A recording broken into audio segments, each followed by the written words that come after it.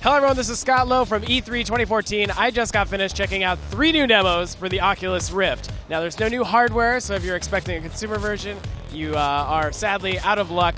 But these 3 new demos are really focusing on, content, which is something that we haven't seen a ton of, to be quite frank. So we saw Super Hot, which is, of course, the Kickstarter-backed indie game where you actually control time with your controller and your movement. I also saw Lucky's Tale, which is the new game that Oculus is actually publishing from the creator of Words with Friends.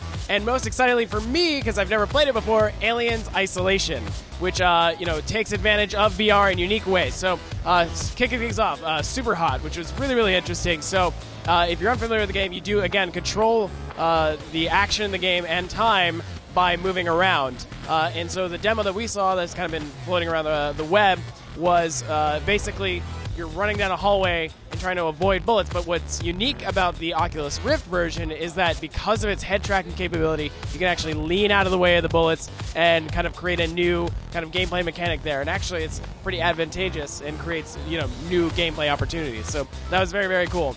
And then Lucky's Tale, which is actually really, really interesting because it is basically a 3D platformer in the vein of like Super Mario World.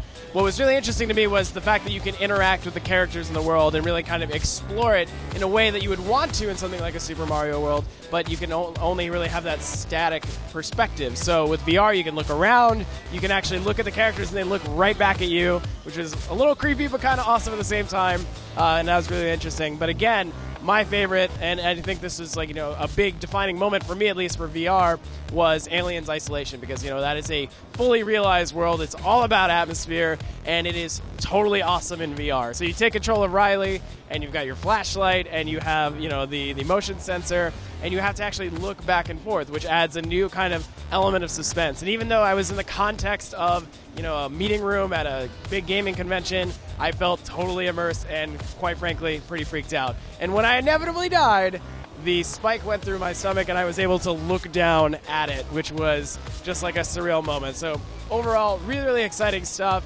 It really kind of makes VR all the more kind of tangible and interesting, at least to me personally. I think there's been an absence of content, and Oculus is really out there showing that it is something they are concerned about and they are really committed to. So for all things virtual reality, gaming, and more, stay tuned to IGN.com.